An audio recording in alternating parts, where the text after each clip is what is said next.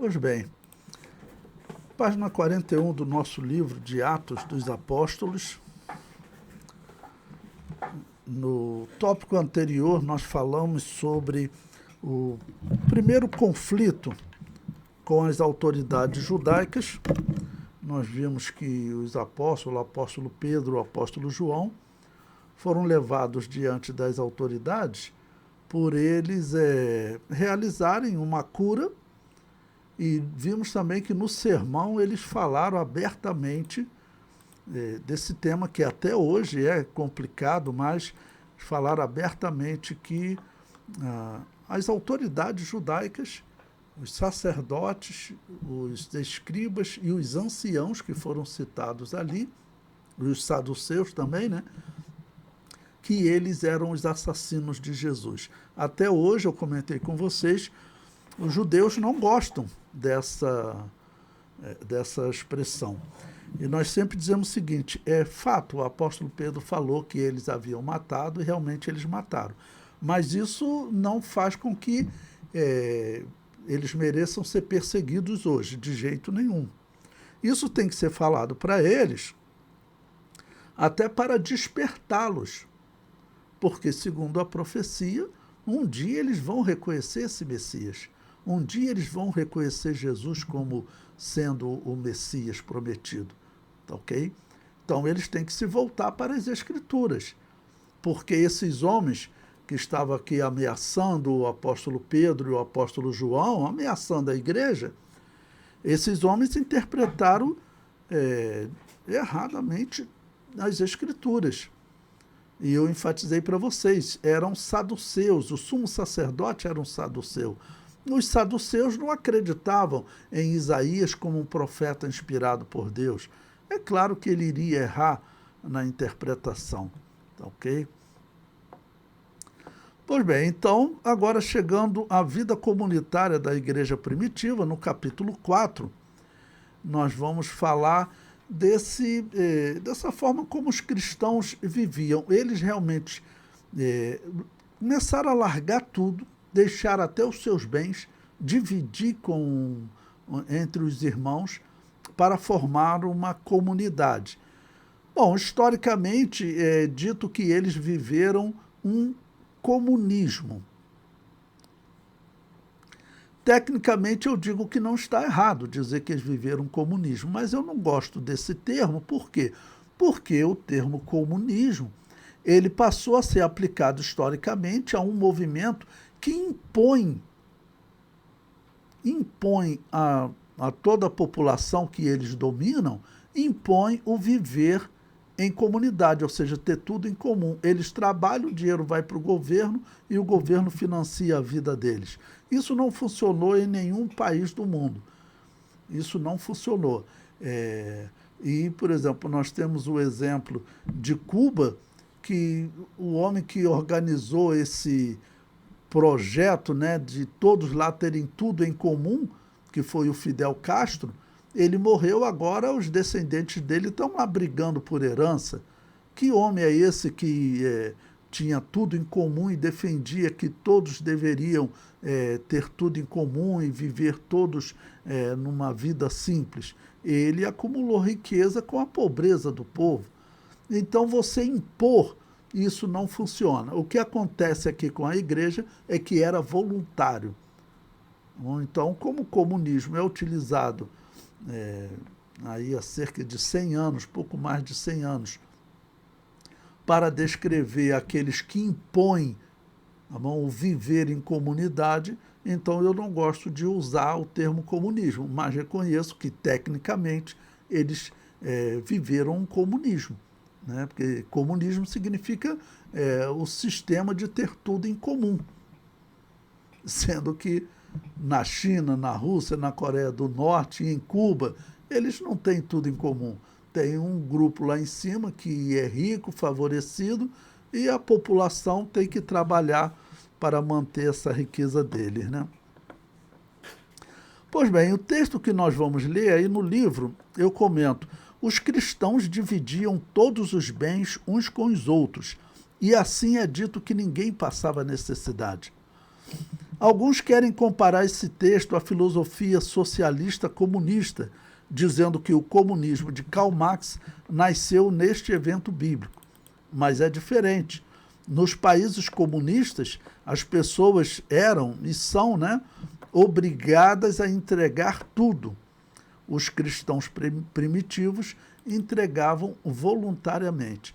Então vamos ler esse texto. Abra aí a sua Bíblia em Atos dos Apóstolos, capítulo 4, eu vou ler o versículo 32,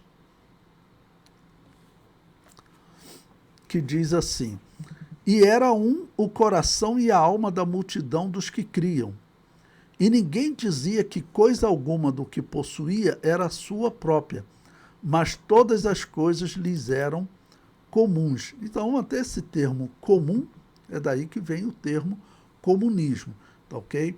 Bom, então, explicando para vocês, primeiro aqui é descrito em multidão. Nós já lemos textos que falava de conversão de 3.000, 5.000 pessoas.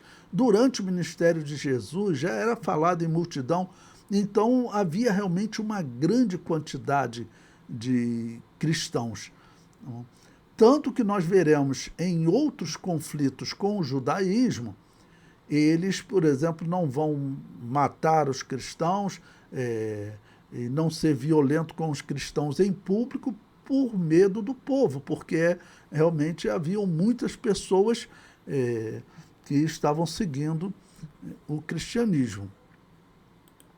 O versículo 33 diz: E os apóstolos davam com grande poder testemunha da ressurreição do Senhor Jesus, e em todos eles havia abundante graça. Lembre-se que o tema ressurreição foi o tema de discussão com os saduceus, na prisão, no tópico anterior que nós estudamos. Por quê? Porque os saduceus, eles não acreditavam em ressurreição.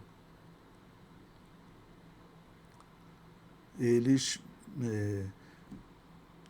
até confrontaram Jesus, argumentando com Jesus, porque eles diziam não haver ressurreição. Então diz que eles se doeram dos apóstolos estarem anunciando a ressurreição, no caso também a ressurreição de Jesus, e também chamando eles de assassino do justo. Foi a expressão que o apóstolo Pedro usou. O versículo 34 diz: Não havia, pois, entre eles necessitado algum, porque todos os que possuíam herdades ou casas, vendendo-as, traziam o preço do que fora vendido e o depositavam aos pés dos apóstolos. E repartia-se a cada um segundo a necessidade que cada um tinha. Bom, os cristãos nos dias de hoje, eles têm que, de alguma maneira, seguir este exemplo, ou seja, nós temos que procurar as pessoas, os necessitados, ajudar, dividir com os irmãos. É difícil você estabelecer o que eles fizeram lá, né? Porque lá eles vendiam tudo e, por exemplo, eram, na maioria, camponeses, então viviam de plantar e o que eles colhiam, eles repartiam. Nós aqui na cidade, nós temos que pagar uma série de coisas, inclusive impostos para o governo, uma série de cobranças, que nós não temos como fazer isso na prática, né? Então, poderíamos, porque, por exemplo, se a igreja se organiza vivendo de oferta, você vende tudo e vai viver só para a obra, né? Missionário, ser enviados para outras cidades ou outros países e ter alguém sustentando, né? Era isso que estava acontecendo ali. Tá bom? E foi realmente um exemplo único. Como eu disse, eles vendiam principalmente a terra onde eles plantavam, e agora eles iam viver da ajuda da igreja e trabalhar pregando o evangelho, né? Bom, o versículo seguinte, o versículo 36, ele conta a história de Barnabé, uma pessoa que ela vai se tornar muito importante na história da igreja cristã e do crescimento da igreja. Eu tenho dito para vocês que nós não temos como calcular quanto tempo se passou desde o Pentecoste até esse período que nós estamos estudando. Jesus morreu no ano 29, a igreja também nasceu no ano 29, essa é a data mais aceita. A próxima data, o próximo evento do livro de Atos que nós temos e que é datado segundo a história é a morte de Herodes Antipas, que está em Atos capítulo 12. Ele morre lá comido de bicho. Tudo que vai acontecer nesse intervalo desses 10 anos, entre a morte de Jesus e a morte de Herodes Antipas, tudo que vai acontecer nesse intervalo é esse período que nós estamos estudando. O apóstolo Paulo vai se converter, vai iniciar, Saulo de Tarso vai iniciar a perseguição, melhor dizendo, depois ele se converte, ele foge, fica 3 anos na Arábia estudando, tudo isso acontecendo nesse período de 10 anos, entre a morte de Jesus e a morte de Herodes Antipas. Esse período aqui, provavelmente se passou aí 1 ano, não deve chegar a 2 anos. A conversão de Saulo de Tarso, se você for procurar nos livros de cronologia, normalmente ela é colocada como cerca de 2 anos após a morte de Jesus. E aí nós vamos ver os eventos, porque o apóstolo Paulo, desde que ele se converte, ele também vamos dizer, começa a se reunir, estudar as escrituras, e em todo esse período, né, esse período vai estar, então é calculado mais ou menos que ele teria se convertido cerca de 2 anos após a morte de Jesus. Então, esse período aqui, ele ainda não se converteu, por isso que nós colocamos nessa data aproximada, mais ou menos 1 ano depois da morte de Jesus. Os apóstolos estão pregando com ousadia, os sacerdotes tentando impedir, as autoridades judaicas tentando impedir, mas a igreja está crescendo. E sem contar que, se realmente se passou 1 ano, lembre-se que do dia de Pentecostes, as pessoas, os peregrinos judeus que estavam vindo de diversas partes do mundo, eles levaram essa fé para onde eles iam. Nós vamos ver aí o exemplo do eunuco, que vocês certamente conhecem, né? Ele vai levar o evangelho lá para a África, né? Ele vai levar o evangelho lá para a África. Ele tinha recebido o batismo. Hoje, só pastores batizam, né? Mas, no princípio, todos aqueles que recebiam o batismo, eles podiam batizar outro. Então, aquele eunuco que Felipe ganhou ele para Jesus, onde ele chegou lá, ele começou a pregar o evangelho. Se alguém creu, ele podia batizar. Ele podia batizar. Historicamente, nós sabemos que isso acontecia, né?